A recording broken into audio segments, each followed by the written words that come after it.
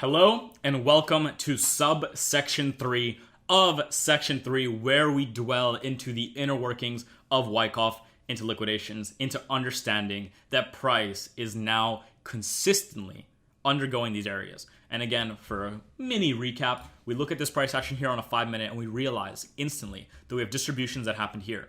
We have distributions that happen in here on lower time frames. We understand that we've undergone accumulations in this area here. This is the markup. We understand that there's distributions that happen inside of this price action, right? Highs liquidated. We have the moves down. Overall, that results in another accumulation.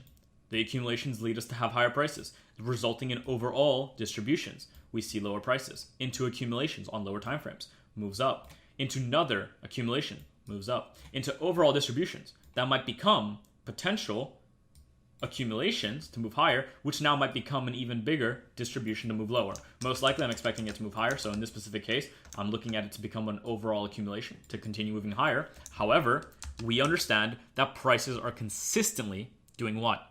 Shifting between accumulations and distributions. Why? Because there's always the creation of liquidity and the manipulation of it in certain ways, and more often than not, based on structure and based on the types of supply and demand that we're looking at, we are able to potentially get involved in certain areas. So when Wyckoff occurs, there are some easier ways to begin to spot it. And this is going to be one way that you begin to understand which type of Wyckoff schematics you want to get involved on. Because not all Wyckoff schematics, as you remember from the last subsection, if you haven't seen it, make sure you watch it, can be delivered to you in a multitude of different ways. Remember the snowflake rule. As long as there is some kind of liquidation, anything like that, there's Wyckoff occurring there. Now, Wyckoff is not always going to be clean. And the beauty of Wyckoff is that because it happens everywhere, you have the choice of whether a Wyckoff schematic is worthwhile of your entry or not worthwhile, right? That's the beauty of understanding this way of trading. You have multiple areas where you can get involved, but you don't have to get involved. And because you can get involved in any area, you have the choice to do so or not. Now, let's talk about schematics themselves. Okay, and this is where we're going to get into a little bit of the labeling. So, very quickly, there are ultimately two. Let's do this here, actually. So, let's just go to this right here. Let's go to an empty space. There we go. There are two schematics that you ever need to concern yourself with. Now, we can get deeper into this, and we will in a second. But the two schematics that there are is a type 1 schematic. Oops, forgive my bad typing. There's a type 1 schematic. Okay, let's put that on the left right here. And there is a type 2 schematic. Okay, these are the only two types of schematics that you're ever going to see in this market, ultimately. And there's going to be very weird and awkward versions of them, but this is how they are going to be delivered to you. Okay, the type 1 schematic. Okay, let's consider we're in a bearish trend and we're looking for whatever price action is happening in here, right? So this, again, as we understand from a snowflake rule, this, if we circle it, is what? Wyckoff. There's accumulation here, right? There's a transfer of orders into other orders that is resulting in this move right here. Now, a type 1 schematic ultimately is explained by what you could call 3 liquidations, or a schematic with a spring. Now, let's talk about all the labels and everything of that sort, because this is where you're going to learn about the first things about Wyckoff, because by now you should understand that Wyckoff is nothing more than an explanation for everything that you've already understood, right? So you do not need Wyckoff to trade. That's an answer to one of the biggest questions that everyone asks. You do not need Wyckoff to trade. The reason I use Wyckoff to trade is, for instance, if I have an area and I just see price come in and then break, right? And then you might want to get involved here or here. That's potentially like your mentfx block, confirmation mentfx block. And again, if you don't understand what I'm doing here, that's because you have not watched the previous videos. So watch all the subsections of all the sections. So you could have this mentfx block shift or just normal price action shift, right? Break a structure.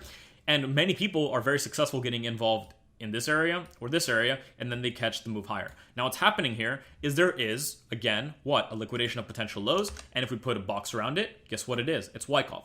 Now, in this specific case, there's not perfect Wyckoff. And what I mean by that is it didn't undergo every single step or phase of Wyckoff the way I like to see it undergo, right? Which is why in some cases like this, I might myself not get involved on the trade, even though it might be within proper configuration. Okay, so before we actually talk about this too much, let's actually deal with type 1 and type 2 schematics and understand them a little bit better. So the idea of a type 1 schematic is you have price that is being delivered lower, right, coming lower, and maybe let's say it's just being delivered lower, lower, lower. It's all good, right? And then all of a sudden you have a hiccup. This is known as your potential, right? So it's a bigger pullback. There's more. You can see more potential power entering into it. Maybe this ends up consolidating a little bit more, right? You have something like this. Like, you can tell that there's a hiccup in overall price. This is what is known as a change of character.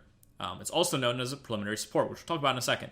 Then you have price, maybe bottom out, something like this, and then it bottoms out. Ultimately, it creates the major move, which is the selling climax. After this point, you usually have what we like to call the AR into an ST, which tests some area inside of this zone right here. So we'll talk about that in a second as well. An ST usually occurs somewhere here. Then you have usually, a move back up that either creates more liquidity with this high or that comes a little bit higher, right? So either one is possible. So you can have something like, you can have a move that comes here or a move that comes here. Both are possible, but let's imagine this move here. That's fine. So that's a little sign of strength in phase B. You have potentially more lows being created. We don't know. Then you have a liquidation. This is your first step of, first of all, again, you can see that structure is still bearish, right? Structure is overall being delivered to you. Even though this is shifting potentially bullish, it's overall still bearish. You'll have a liquidation of the selling climax or the ST. Now, this liquidation can come below this ST or below the selling climax. Both are considerable for an ST and B. And again, as I'm doing this, everything I'm saying is vital, okay? So if you want to know Wyckoff, you should be taking notes on all of this, right? I'm not going to draw every single thing. I'm going to do my best to draw every single thing, but I'm walking you through it. So already you should understand that when price is coming down hard, right, into something, it doesn't matter, even if it's just coming down normally, it's going to stop at what we call the preliminary support, and it's going to have some kind of move that, or like a bigger retracement. It doesn't have to have a consolidation. It can just have a larger retracement than previous retracements. And that is indicative of a slowing in price. Anyone can say that, right? Even retail probably understands that there's a slowing in price here. But what's actually happening is it's creating a potential support where it's already starting to create liquidity where people are going to get liquidated by. Now, the major move down, ultimately, usually, is going to be known as your selling climax. What's happening here is most dumb money is now finally getting involved in sells, right? So this is why we're undergoing accumulation. And as they're getting into all those sells, guess what the composite man is doing? Getting involved in multiple buys. We have a move that comes up, and usually whatever swing it forms is known as your automatic rally, the AR. And we're gonna label this in a second too, but I need you to understand every phase of it to basically understand why these schematics are somewhat important. Your AR into what we usually call the ST. Now, almost always, your secondary test, known as the ST, is going to be above or at the level of the selling climax. It could go a little bit below, maybe like a tiny wick, but usually it'll be at that level. Because what it's doing is it's engineering fake liquidity. It's engineering fake lows. It's making people that really do believe it's going to be a buy from here, buy into it early, right? So even when you might be right about the fact that there's going to be a buy in this overall area, you buying here and having a stop maybe here or even lower is going to get you liquidated in the future when price breaks lower. And that's exactly what Wyckoff does. That's why Wyckoff undergoes. It gets the dumb money out of the market, even if they're correct, and gets the smart money involved in all their positions to take to the actual profits. Then, after this secondary test, which usually will test some demand zone in here, or will make almost equal lows, or sometimes it can even end up a little bit higher, all those are possibilities, you will have a move up that can either stop within this high, so it can be anywhere in here, it can stop, or, in this case, that comes a little bit higher. Usually, you will not see this make a huge run. If it does, you're not really undergoing a proper type 1 Wyckoff schematic. This can also I do not like to see this, but it can make a high above this preliminary support, right? This high, whatever this high is, it usually doesn't want to get above here because that would be overall structural shifts, right? But if it wicks it, that's okay too. But usually I want to see this inside of it, right? So you're going to have to go back in time, find your snowflake rules, circle multiple areas, and recognize what type of schematics work best and what schematics you like to spot best. Because ultimately, I can explain to you the schematic over and over again, but until you begin to see it live, and again, you can work through any of my mentfx trade ideas that I send out. I almost always enter on Wyckoff, even if it's on a 5-second, and you will see price undergo this in one way or another. So, like I said, you will have this little up move, which I call the sign of strength in phase B, which gets usually above here or can end inside it, right? Because all it's doing is again, potentially engineering liquidity either on behalf of sellers or taking out some sellers so then they can push price lower. Then what you will have is an ST and B. Now this ST and B has to take out the ST. There's no point of an STNB if it does not take out the ST. Because this point, whether it's a little bit lower, on par with this, or even a little bit higher, is liquidity. There are going to be what? Stop losses and sell stops below that liquidity. So the ST in phase B, which is the next point, and again, I'm going to label this for you after, is going to come and take out this low, right? And that low can be taken out, and it could make equal lows with this, or it could break lower. Oftentimes, you're going to see this ST and B right here, this point, break lower than this low. The break lower than it, right? So let's actually show that. So usually you're going to see a break lower. All it's doing is it's taking this liquidity and it's liquidating it, right? So what you have is you have a PS, you have it liquidated, you have a selling climax, you have it liquidated, and now you have this ST and B. Now, because it's a type 1, you will then usually see some kind of form of multi-level price movement inside these areas. It could be instant, it could be for a while. You could have multitude of price going in here, but usually you don't want to see this price come and ever take out this high. When this price is taken out, it means you have a confirmed schematic. But in this case, we have a type 1, which means we still need to undergo a potential spring. Okay? Now, a spring will liquidate the ST and B, and usually the selling climax also. In the case that this ST and B didn't liquidate the selling climax. Now, the most important thing for the spring to be valid is that it actually gets below the ST and B, because that's the point of the spring. The spring needs to liquidate the ST and B. The ST and B needs to liquidate the ST. The selling climax does not have to be liquidated in either of these cases, but you are more likely to see a schematic work and be valid and actually be a proper accumulation in the case that it does liquidate this point. Because what's actually happening, right, even if we have something like this, is we're liquidating every possible buyer that was in any of this market that was thinking it might be buyer, as we're enticing multi-level sellers. Because again, remember, when this selling climax happens, that's when most dumb money begins to sell. So when they start to see potential like moves like this, or even lower prices that are made here, they're wanting to get into more sells. And what you'll usually see after that is you will see the sign of strength. Now, this sign of strength can come instantly, right? That breaks above all these highs. And usually you want to see it break above either the AR or the sign of strength in phase B. If there is a sign of strength in phase B that is higher than the AR, more often than not, you want to see the sign of strength. This would not be a sign of strength for me. The sign of strength would be above that point, right? So what I'm saying is you want to see the sign of strength get above and usually be quite impulsive. You don't want to see it wick, ultimately. You want to see a proper sign of strength, because what it's showing you is you have actual buyers flooding into the market on behalf of the composite man, which after liquidating all the buyers on behalf of dumb money, you have them actually come in properly, right? After multi-level sells. And sometimes you'll see moves back up into these areas, right? Because these areas are now functioning as what? Demand zones, right? Because in those zones, there are potentially unmitigated areas where price needs to run to. So what you'll usually have is a sign of strength that comes to liquidate, or in this case, shift overall structure, which is now also, as you recall, being met with overall what? Oh, shit. Let's draw this back in. There we go. Which is now being met with what?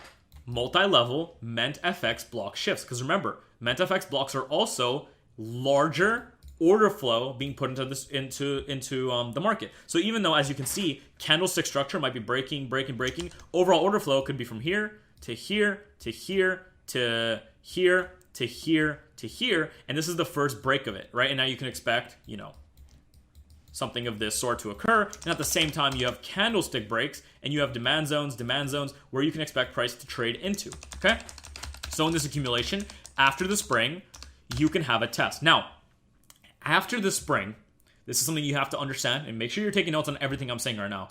Ultimately, I'm still going to answer questions on Wyckoff, that's no problem, and we'll answer more questions during the webinars.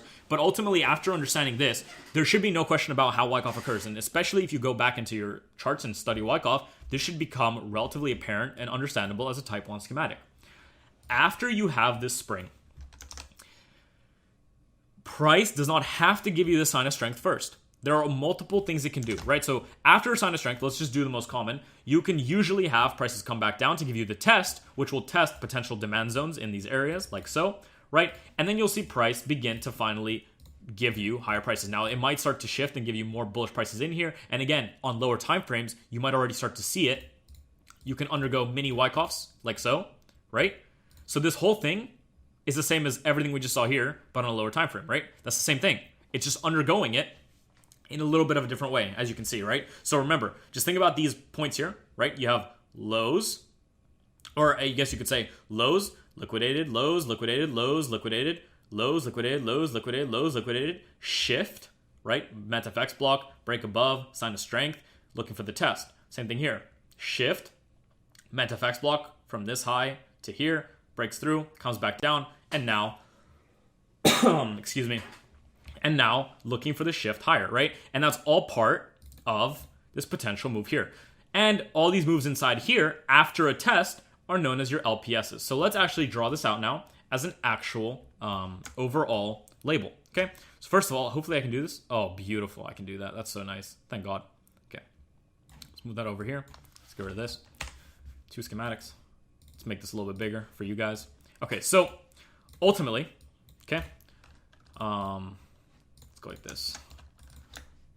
Preliminary support. All right, so your first point that we spoke about, which is your bigger change, is your preliminary support. That is what is known as PS, preliminary support, right? Okay, so I'm not going to type them out because there's no point. They're all in the terminology section in our Discord, as well as on the Star Charts website available in Section 3. That website is vital as well to your understanding. Now, you don't need it. You can use everything that I'm presenting here, but if you want a better understanding of what these zones are and why they function the way they do, then you can. But the most important thing is that it's nothing more than the creation of liquidity, the liquidation of it, creation of liquidity, liquidation, creation of liquidity, liquidation, and then you have the final shift and markup, okay? So there's preliminary support, follows that down to the low part, which is your selling climax, right? Follow that up to the next swing, which is known as your automatic rally. Usually, like we said, will be under this point, okay? So remember, back to everything I said concerning this, you have to make sure you took notes on everything I've said.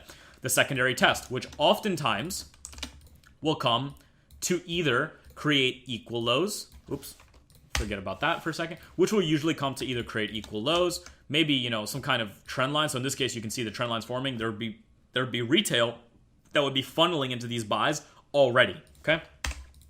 Test that area. That's fine. Maybe test some kind of demand zone in the selling climax. That's also very possible. And again, if this was a higher time frame, if this, for instance, was a 4-hour chart, inside of this point, just for the idea of fractals very quickly for you, you will have what? You'll have price coming into it, right?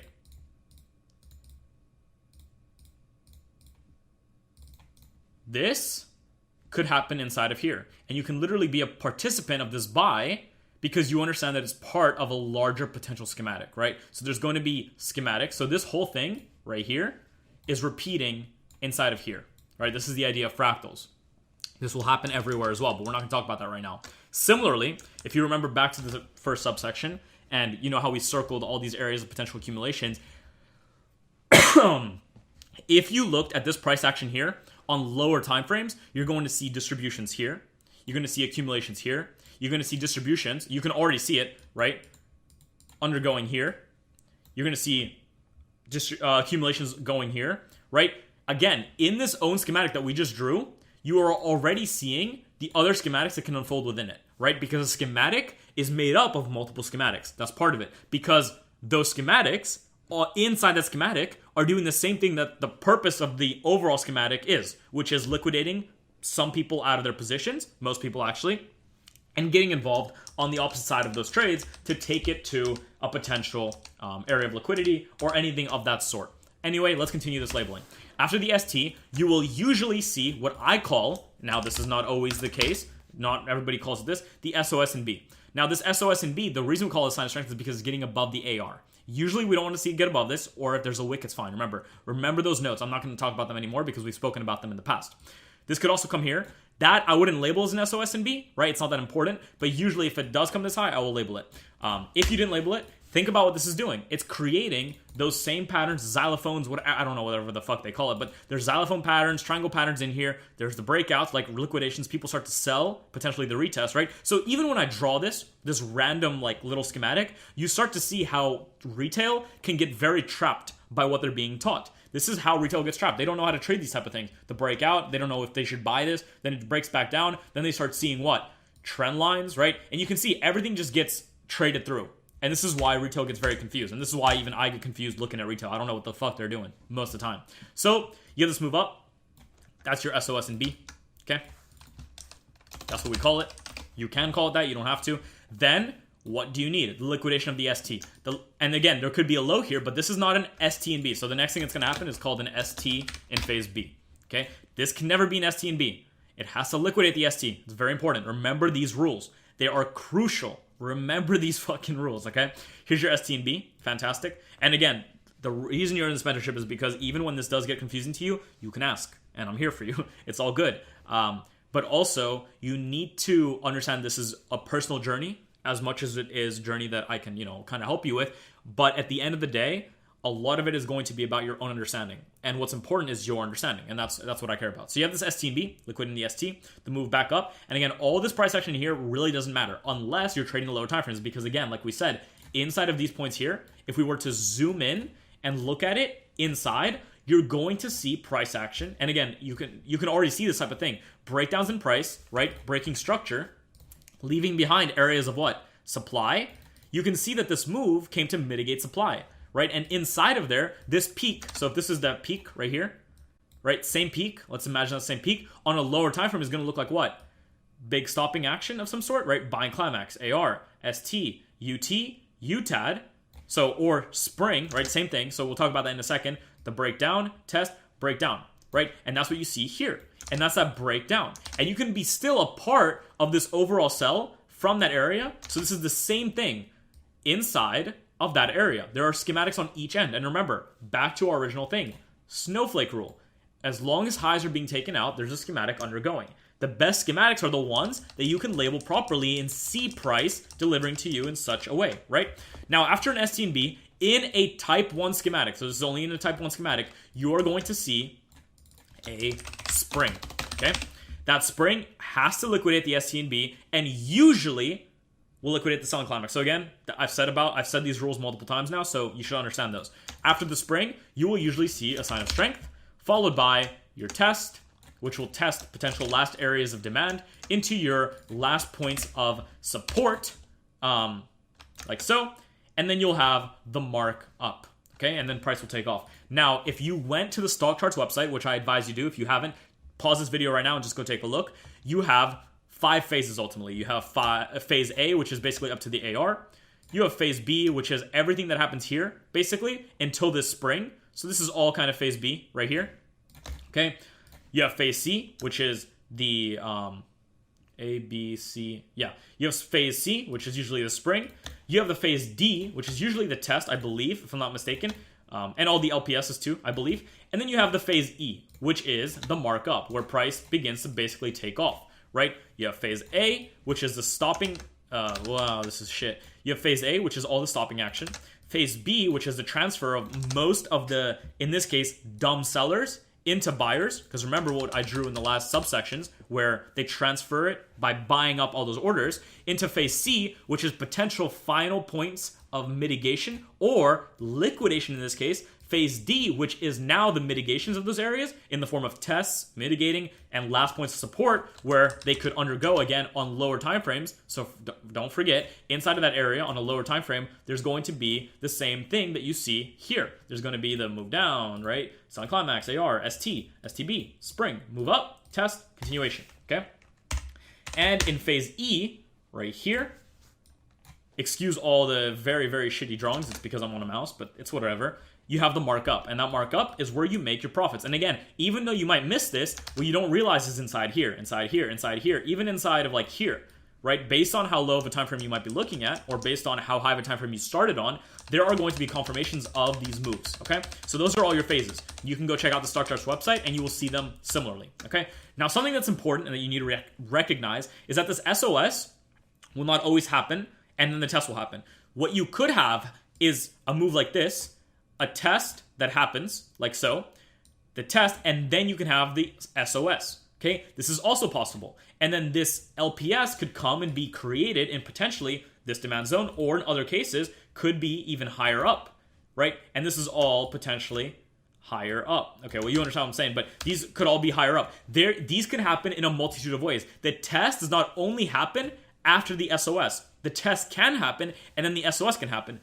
The only way an overall schematic becomes valid is basically after this sign of strength prints, ultimately, okay? Now, some people might have a different way of thinking about it, but usually after this sign of strength right here, breaking above the trading range, which is made for you by the AR or the SOS. So we don't trade support resistance, but when you have Wyckoff occur, there's what you know as a trading range. This can be considered your overall trading range right here.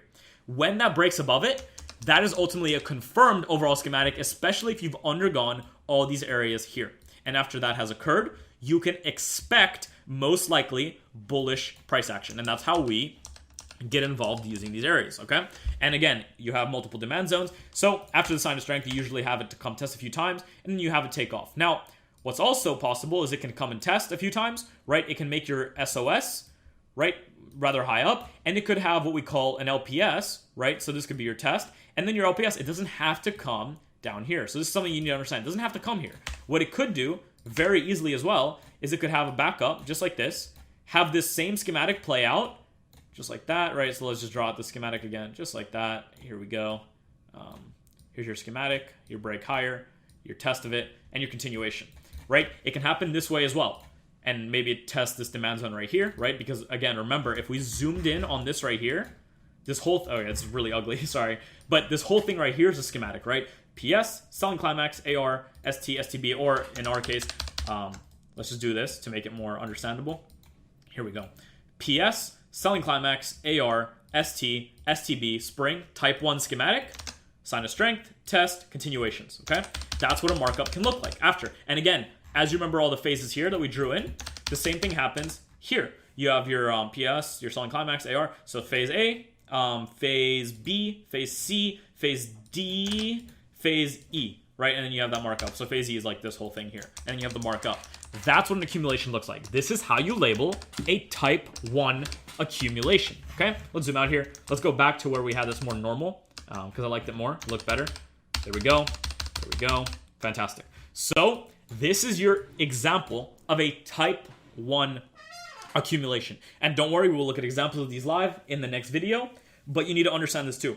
So if this is your type 1, what is your type 2? Let's take this all. Let's move it over. Fantastic. Have it over there. Let's look at a type 2. A type 2 schematic is the same thing. It's also undergoing all this same stuff, and it's undergoing these overall structure shifts and everything of that nature. Sorry for my squeaky chair. How does it look? We have major moves down. Okay, we have big moves down, whatever it might be. Then we finally have a big hiccup, right? Some kind of hiccup. Now, again, in this case, we're going to use a larger hiccup instead of a consolidated one, just so you understand that it can be delivered to you multiple ways, right? Followed by, everything is the same up until this point is what you have to recognize. You have your move down, and again, this move can happen like multiple times like this, right? It can do it can do literally this a few times, and then boom, selling climax, okay? That's your selling climax. Follow that up to your potential AR. Follow that down to your next point, which usually, like we said, should be inside the demand zone of the selling climax, at the selling climax, and maybe a wick below it. That's okay, but usually you want to see it create liquidity. That's the point of it. It's creating liquidity, ST. Then, in some cases, you have an SOS and B, or in some cases, you come to test inside it. Let's make it test inside it. Everything's the same. This could be higher. Doesn't have to be. Now, we can play around in this area. It's all good. We can play all over this area if we want. But until we get a low below this, we do not have an ST and B. Remember that. None of this price action matters. Now, you could be looking inside this for its own schematic, and there might be one in here, right? And you might actually find buys up into some points here, and then it finally falls and makes your ST and B. That is now a valid ST and B. Now, the difference between this type 2 and this type 1 is that this is the lowest point that there's ever going to be in this. And what's going to happen after this low point, because remember, an SOS oftentimes, like I said, will validate a schematic. Now, instead of it going and making, this phase B play and then coming to make this low, instead what it will do is it will come and make a new high. Boom. That is now your SOS. That's this point right here. And what it's done is it's after making this ST and B, which is this, it didn't make a spring. And instead, it began to shift in price. And again, you can recognize that we have mentfx blocks. You have overall structure shifting. You have overall structure being moved higher, right? And again, it's nothing more than structure being delivered to you in a different way. You can have a move back down that comes to test last points here that take out liquidity, or a move down that comes to the last point of candlestick structure.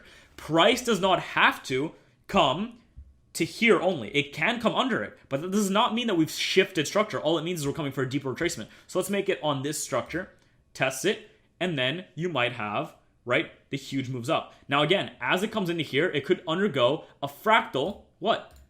Accumulation, right? Same thing. And then make new highs.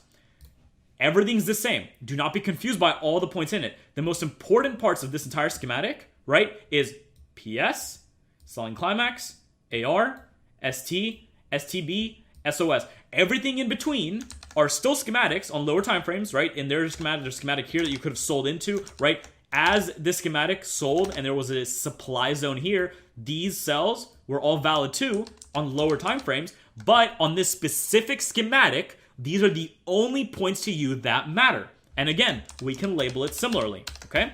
Your PS is the big stopping action. Your selling climax is the big move down and then the stop after it. The AR is the next swing that is presented to you in the market. The SOS and B, the ST is a point after the AR, usually on similar terms as the SC. So we can make it literally equal if we want here, just for the sake of explanation, right? Creating what? Liquidity.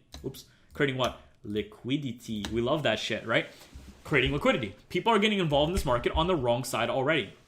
Now, if there's not enough reason to go higher, we won't make this SOS and B. So you could label this as an SOS and B, but in reality, you don't have to, because all it's doing is it's forming liquidity in this trading range, right? That's a trading range, just like this is your trading range right here, right? But we don't use the trading ranges. You don't have to think about that. All we care about is that there's just an AR high here. Just remember that.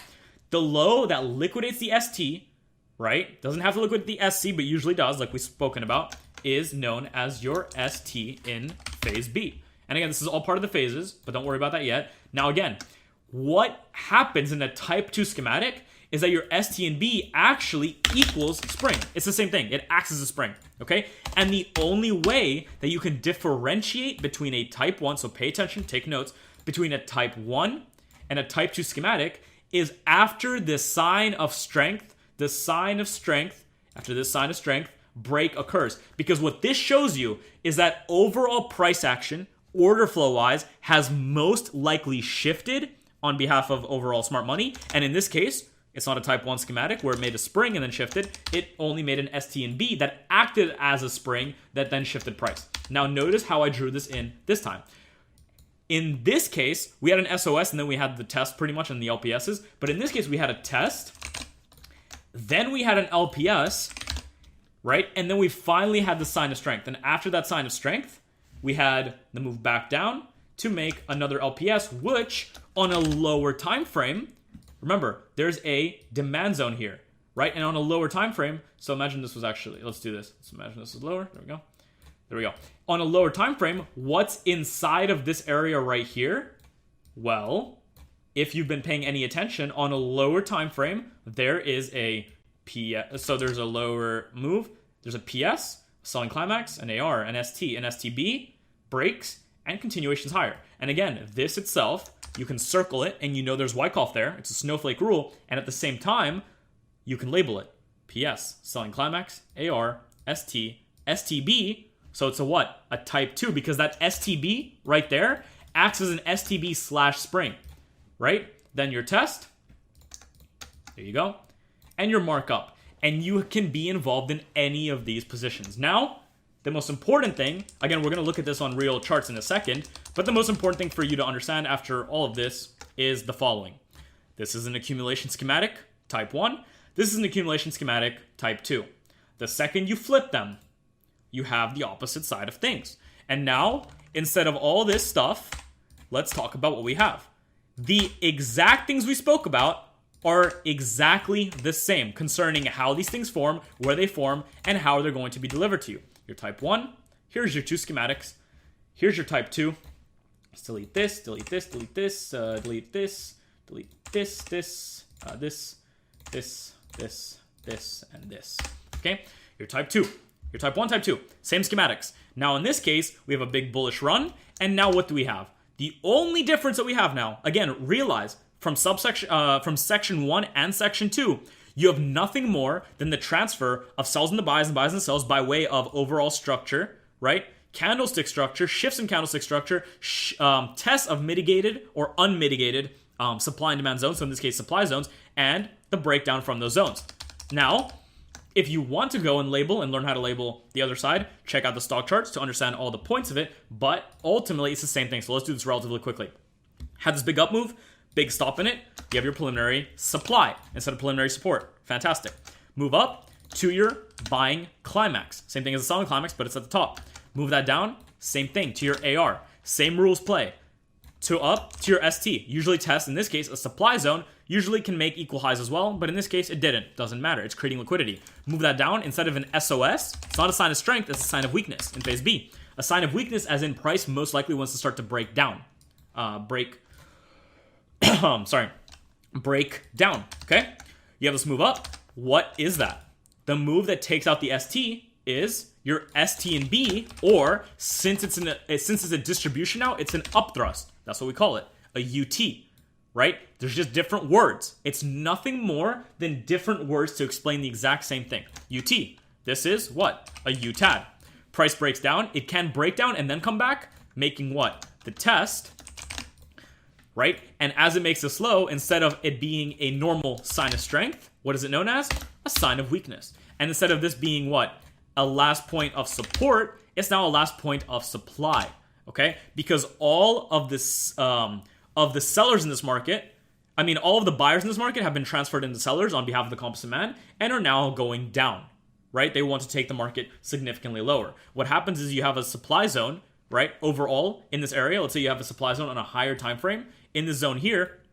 So what's going to happen is all those areas are going to be mitigated, and as they're mitigated, this is the mitigation of it, you will undergo this potential move. And again, it could be like this, right? Or it could be like this in terms of a POI or a supply and demand zone. So again, if you don't understand why I'm drawing this in and saying this is a supply or demand zone, you have to watch section 2 because we deal with how to spot potential supply and demand zones in that area, okay? Similarly, you have your LPSY. And again, if you wanted to enlarge this overall price action in here, you are going to see the same thing, the snowflake rule. There are highs, those highs are liquidated, and you have breakdowns in price. You have the buying climax, AR, ST, upthrust, UTAD, breakdown, test, continuation, right? Same thing fractally, okay? You just need to recognize that. Now, the same thing is happening on this side. You again follow up to where it has a large pullback of some sort. That's your preliminary supply. Follow that up to your stopping action, your buying climax. So stopping action into your major stopping action, buying climax. Follow that down to your AR. You can get rid of these lines now. We don't need them. Okay. Follow down to your AR. Actually, we'll leave them on. Why not? Follow that up to your ST. Doing what? Creating equal highs. In this case, instead of equal lows, it creates equal highs. Follow that up. Instead of what? This being an ST and B, it becomes a UT. Now, because there's no UTAD after, before this break happens, we know that this UT most likely from this area functions as a UTAD. So again, a UTAD and a UT/UTAD is the same thing based on whether a type 2 or a type 1 schematic is undergoing that location, okay? And again, in this case, you have the test that happens before the break. You also have an LPSY that happens before the break, and then you finally have your sign of weakness that breaks below structure and makes new structural lows, important ones. So you can maybe even consider this, right? So the sign of weakness can break down below the AR, below these points, or even below the PSY. This is also quite important sometimes, just like that, right? And these are not always going to be the same, which is why I gave you the exercise of circling multiple areas of schematics that occur, okay? And then you have this move back up that causes another, you'll have this move up that causes another LPSY, and in this specific case, what's happening inside of here? Snowflake rule. We want to look inside of that. If we did, right, let's follow along with these. You have a big move up, it stops, right? That's your buying climax, potentially, because before that, there might be even a smaller stopping action. So what I mean by that is, let's just think about this area. You have a move up, right? Maybe an actual stopping action, and then you have this buying climax, and that's this point right here. AR, ST, UT, breakdown, right? Type 2 schematic, right? So remember, somewhat of a stopping action, PSY, and then this high is represented by this high, and this highest high is represented by this highest high, right? And then there's the equal highs here, and that gets liquidated. So again, anytime you have that, you're having a schematic occur. So hopefully, this gave you a little bit of understanding, pretty much all understanding, of how Wyckoff forms and how you have only two major schematics, okay? Now, there are more schematics and they are like reaccumulations, redistributions. We will talk about that in the next subsections. But the most important thing that you need to take from this is one, especially from the last one, that you have multiple Wyckoff schematics that occur throughout price constantly. Secondly, the best looking ones are the ones that undergo most of these phases the way you have them seen here. The third thing, that they don't all look the same. The fourth thing, that there's a multitude of ways that these points can be delivered to you, and that you've taken notes on every single note I've made concerning how these points can be delivered to you.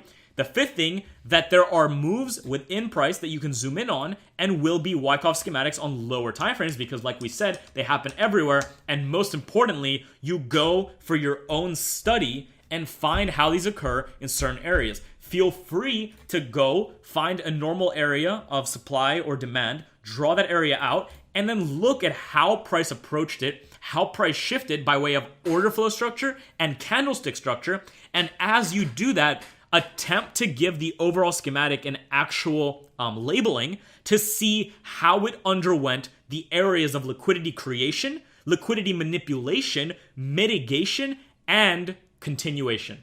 Thank you so much for watching, guys, and I will see you in the next one where we will deal with schematics in actual price action because they're not always going to look the same, and even though this might look confusing, this will become somewhat second nature to you over enough time. Thank you, and I'll see you guys in the next one. Take notes, by the way. Mwah.